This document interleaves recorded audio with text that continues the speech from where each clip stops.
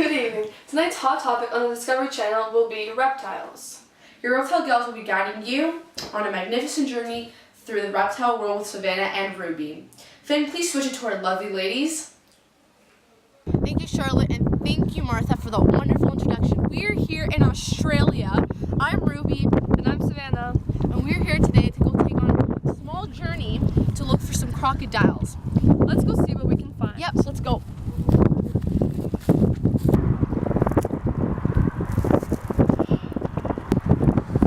Savannah, come over here. What is it? I don't know if you guys can see, but there's a live crocodile there, right over there. We're gonna get Tozy to zoom in a minute, but we cannot get too close because it's very dangerous. We must be very quiet. We don't want to make any distractions. Tozy, can you please zoom in on for us?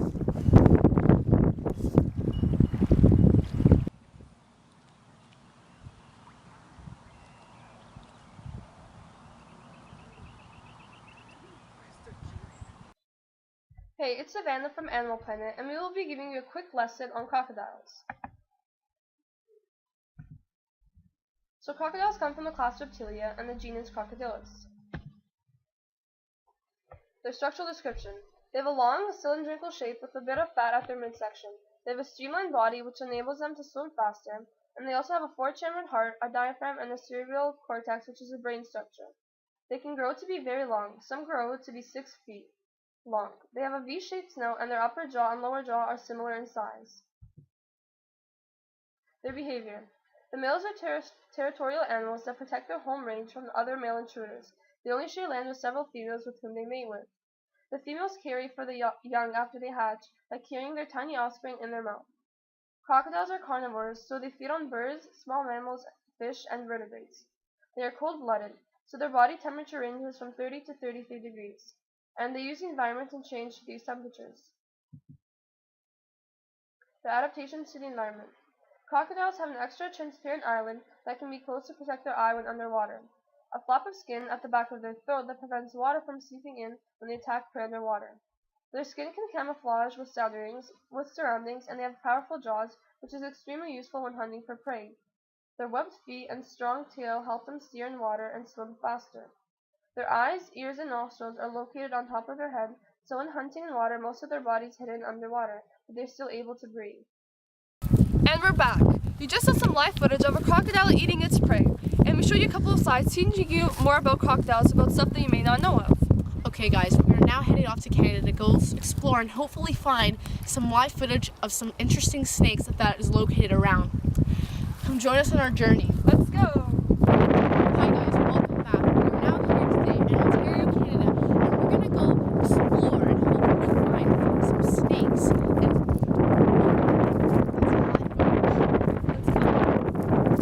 Wait, Ruby, do you see that? I think it's a snake. Guys, get closer. Jose, can you please zoom in?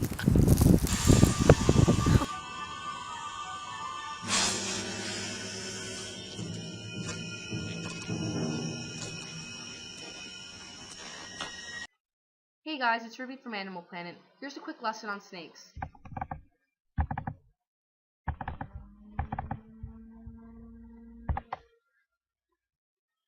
Snakes come from the class Reptilia, and their genus is Python. However, depending on the species of the snakes, they have different names. Snakes have a long, slender body. They have a light skeleton, and many of these vertebrates are attached to the ribs. This is what enables it to have free movement. All those bones and strong muscles protect the internal organs. The throat of the snake leads to a really long stomach, which will stretch the size of whatever the snake is eating. Snakes also have 2 lungs and a long liver, kidneys, and intestines. The jaws of the snakes are not fused together. This means that their jaws are not connected to the back of their mouth. This makes it possible to swallow meals bigger than the size of their head. Also, snakes have teeth, 4 rows on the top and 2 rows on the bottom. Only some species of snakes have fangs. Fangs are sharp, long, hollow, or grooved teeth that are connected to a small sac in the snake's head behind its eyes. These sacs produce a poisonous liquid called venom. When the snake bites, venom is released and starts to work immediately to kill or paralyze the prey. A few examples of snakes that inhabit such qualities include the cobra snake, rattlesnakes, and adder snake.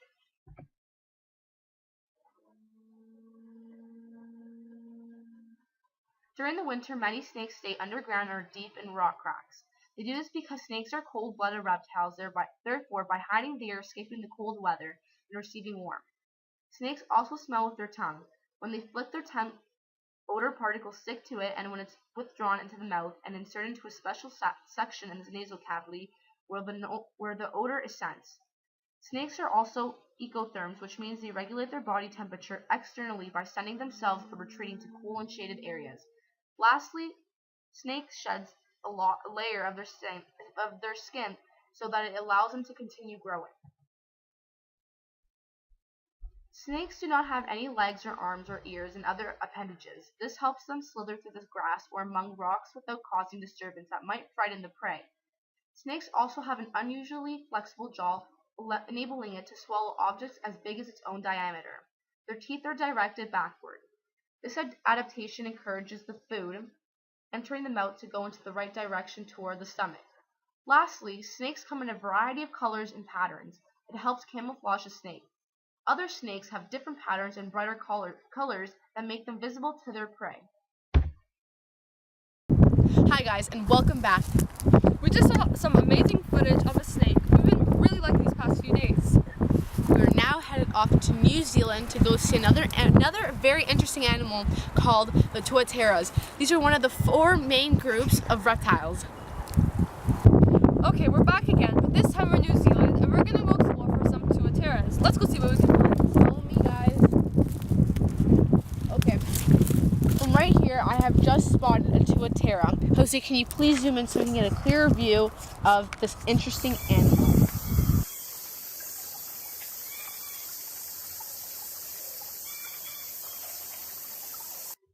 Hey guys, it's Savannah. And Ruby. We're here to give you a quick lesson on tuateras. Tuateras come from the class Reptilia and their genus is Spenodontinae. For their body structure, the length of adults average around 50 centimeters. They have a lizard-like body with a large head, well-developed limbs, and a stout tail. The entire body is covered with scales which ranges from different colors, dirty tan to olive green to gray. The body color can change over the animal's lifetime. They have multiple spines that extend down the midline of their back to the end of their tail. The largest and broadest spines are found on the neck. Tuateras are most active at night, which is when they do most of their hunting. During the daytime, they live alone in an underground burrow, existing occasionally to sunbathe or bask and warm their bodies. They live on a small island, which gets crowded. Tuateras get along fairly well, however, males will fight with each other for land in order to attract females for mating. The females mate once every 2 to 5 years, whereas males mate once every year. The males set up their territories during the summer and fall in order to catch a female's attention. If the female is interested, she stays. If not, she walks away. Tuateras have a third eye at the top of their head, which allows them to absorb more ultraviolet, increasing their intake of vitamin D. Since they have a slow metabolism, they can go up to an hour without eating, giving them more time to search for food. The islands they live on can get very cold, but this is no problem because tuateras are able to stay active in cold weather, unlike other reptiles. Because of their unique teeth alignment and jaw motion, tuateras can use its power to bite through anything, even bones. Tuateras have the ability to drop its tail, which is very beneficial for when predators catch them, because they can simply drop their tail and flee, allowing them to live longer. Okay guys, well that was it for tonight's episode. Thank you for visiting all these wonderful countries with us, and we hope that you learned a lot about these new animals. We hope to see you again soon. Charlotte and Martha, we're back on you.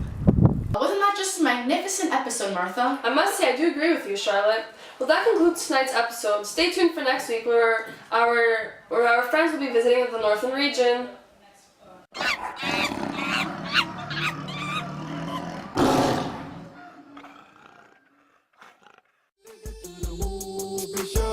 I'm sure